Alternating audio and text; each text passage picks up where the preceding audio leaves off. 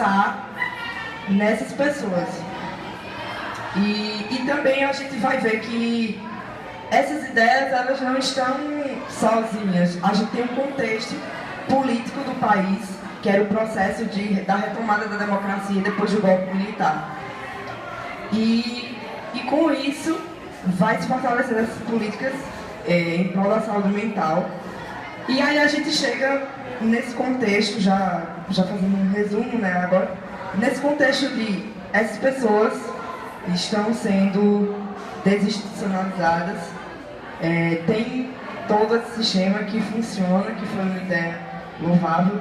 E aí o meu TCC ele faz uma análise sobre quem são esses sujeitos e como eles estão sendo desinstitucionalizados, porque eu faço também esse... Vamos pensar em que sistema a gente está colocando essas pessoas. Se a gente está pensando nessas pessoas, por que a gente está... tem um saber colocando, dizendo, não, a gente está tratando, a gente está cuidando. Mas o que me parece é que muitas vezes essas pessoas são assim, tidas como a gente vai colocar elas de volta nessa engrenagem capitalista, porque elas precisam produzir. Elas são corpos improdutivos que agora a gente vai retomar e vai colocar elas para trabalhar. Porque nos discursos da maioria dessas pessoas que são usuários até mesmo do CAPS, dessas próprias políticas que foram colocadas para, de certa forma, ajudar, não se deixar cair nesse discurso neoliberal. E que aí, corroborando com o momento atual, está tão forte. E a gente pensa também, a partir de agora, se já era um pouco difícil, já era complicado pensar nessas políticas públicas em uma visão que já está muito tênue. Então, a partir de agora, como a gente vai pensar esses sujeitos? E vai mais ou menos por aí. E aí é um debate, eu já pegando uma fala de Manu também, no momento atual que a gente vive, e principalmente no dia de hoje, né, com tudo, quando o Manu fala dessa questão da lobotomia, eu acho que está todo mundo nesse transe. Grande parte da massa está meio lobotômica, né, por tudo que está acontecendo. Porque a gente vê que está tendo aqui, minha gente, isso é aula, isso aqui é um momento de aprendizado. E aí as pessoas passam e, enfim, não se dão conta do quão grande e enriquecedor é esse momento. Enfim, é isso. Então, é o seguinte, nós falando, né, que Michel falando dessa lógica neoliberal, né, que o sujeito que está sendo desinstituído hoje também está inserido nisso, e será que realmente esses dispositivos novos que a gente tem hoje, como é que está sendo? Mas aí, sim, essa discussão tem que continuar. Só que se a gente fizer um retorno lá na década de 80, 70, a gente vai ver que a gente fez uma ruptura, tentou fazer uma ruptura, né, com essa lógica neoliberal, porque assim, o sistema da ditadura era muito voltado para essa lógica de mercado.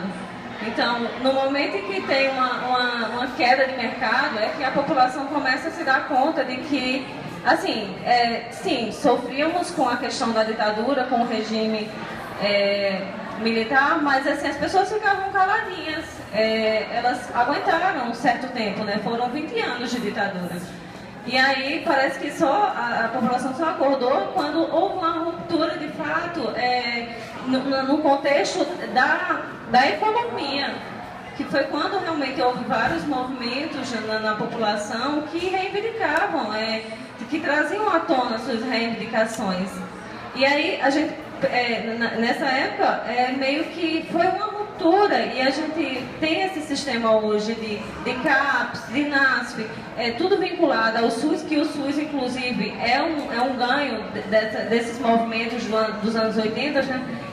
Ou seja, que está atrelada à questão da nova Constituição de 88, que foi pensada também a partir desses movimentos dos anos 80, que é baseada na questão dos direitos humanos, né, e da dignidade humana, que foi quando foi realmente discutido várias coisas na nossa sociedade. E hoje, o que é que a gente tem hoje? Depois eu vou falar um pouquinho sobre o meu TCC, mas é porque isso me deixa mais assim atônita. Porque assim, o que a gente tem hoje é um ganho desses movimentos que tentaram fazer essa ruptura, né? Trazer mais para a questão do... o social teve uma ascensão nessa época. E agora a gente está vivendo uma lógica que está querendo um retorno para esse sistema neoliberal. Porque pensa-se mais na lógica de mercado. Então, o que a gente tem hoje, esses cortes, não é cortes, mas essa paralisação, congelamento nos investimentos na área da saúde e da educação, é basicamente isso, é dizer, olha, nesse momento a gente não tem que dar ênfase à educação e à saúde, a gente tem que dar ênfase à economia no país. Então, o que é que a gente tem? É uma lógica neoliberal, com certeza, vindo aí. Vindo não, já está aqui. Então, a gente tem que pensar que quando se isso se instalar de fato, como é que a gente... essa ruptura que foi feita nos anos 80, parece que está sendo... como é que eu posso dizer? É um retorno de tudo que a gente viveu até os anos 80. Então, é um retrocesso muito grande, porque, assim, houve um investimento na área da saúde muito grande, né, a partir dos anos 80, houve uma expansão muito grande, houve o SUS, a criação do SUS, essas políticas de saúde mental todas que a gente tem hoje, de CAPS, de NASF, tudo isso foi pensado a partir de uma lógica realmente dessa ascensão do social, e agora a gente vê esse congelamento ameaçando tudo isso. Então, é muito bom a gente refletir sobre esse momento e pensar que a gente não pode deixar que isso se instale novamente, que essa lógica se instale novamente. E, assim, voltando para o meu TCC, eu estou pensando nessa questão da reforma psiquiátrica, mais voltada para a questão da formação do psicólogo para atuar nessa área da saúde pública, porque, assim, vem muito da minha experiência também acadêmica com relação a... Eu sinto muita falta de que essa discussão sobre reforma psiquiátrica, sobre a questão da saúde mental em si, da promoção de saúde mental em si, eu vejo umas discussões muito, como eu posso dizer, muito pouco ainda. Para ser um curso de psicologia, eu achava que... Eu entrei no curso de psicologia já pensando sobre reforma psiquiátrica, então eu achei que aqui ia ter uma discussão mais, né, aprofundada sobre a temática, e eu cheguei aqui e não encontro de fato essa discussão tão aprofundada, que eu acho que falta muito ainda, pelo menos da minha experiência, a gente se inteirar mais do que seja a reforma psiquiátrica, do que seja a desinstitucionalização. Então, é muito dessa experiência. Então, eu venho discutindo no meu TCC isso, sobre a questão da reforma e a questão da formação do psicólogo para essa área. Então, tem várias implicações aí, implicações políticas mesmo, porque, assim, a gente vê que parece que existe um distanciamento muito grande ainda da academia, da faculdade, com relação ao SUS, às políticas públicas no geral. Então, parece que a gente está aqui na faculdade e não tem contato com a sociedade, não vai ser atingido por as questões sociais que estão lá fora.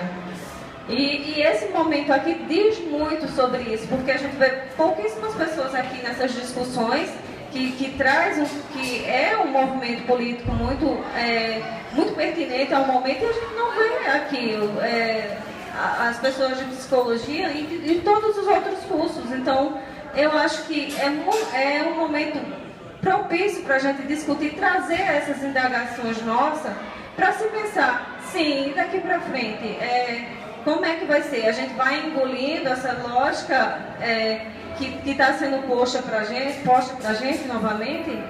Uma lógica que já foi, já houve movimentos na tentativa de romper, já se estava, né, se atingindo um momento realmente muito interessante, sobretudo na área da saúde, então, porque a atenção psicossocial já saiu de uma lógica assistencial para uma lógica de promoção de saúde. A gente sabe que falta muito ainda, inclusive a própria formação das pessoas, os próprios recursos humanos, a gente sabe ainda que falta muito ter um pensamento mais crítico com relação ao doente mental, né? Quebrar um pouco essa lógica do hospital, essa lógica biomédica, esse olhar biomédico dos profissionais que trabalham na área da saúde. Falta muito ainda, mas a gente está avançando e agora a gente vê meio que fica meio atônito, porque não sabe o que vai ser daqui para frente. Fora que também tem, juntamente com essa questão do retrocesso, eu não sei se vocês souberam, né, enfim, como chegou essa informação, mas no ano passado a gente foi assim, muito ridículo até, já nessas questões de...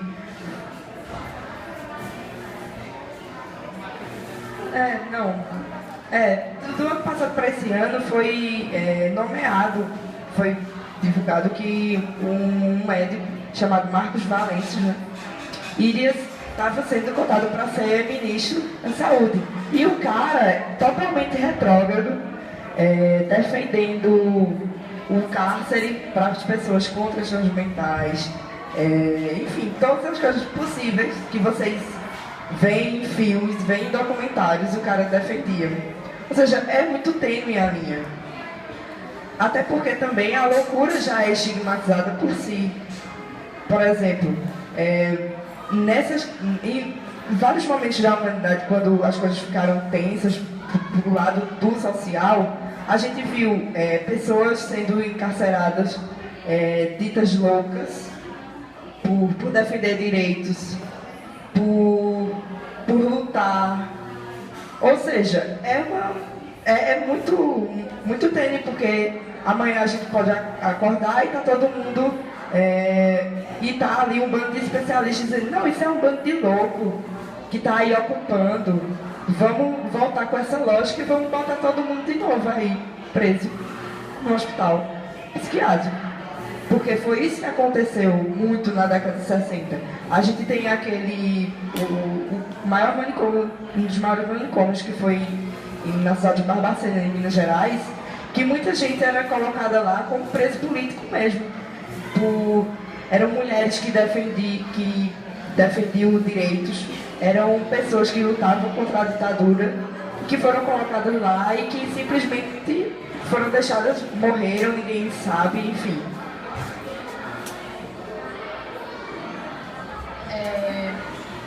Pegando mais essa questão, pegando um gancho sobre esse tema de Michele, falando sobre esse sujeito que ele está saindo, que ele está sendo desinstitucionalizado.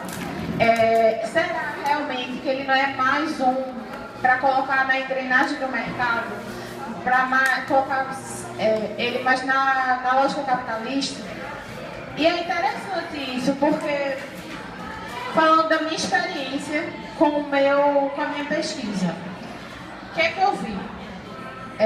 Quando Nise, que era uma psiquiatra, ela começava a trabalhar com essas pessoas, se recusando a dar choques, né, como um procedimento comum no hospital.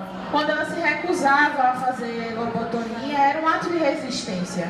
Era um ato de resistência não só pelas coisas que ela acreditava e pelas coisas que ela viveu na própria prisão política. Porque todos esses procedimentos são muito próximos à tortura que ela foi submetida na prisão política.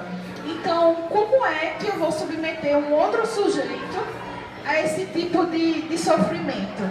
Eu vou ser o causador disso. Quando ela entrou todo nesse processo de sair da lógica da psiquiatria clássica, de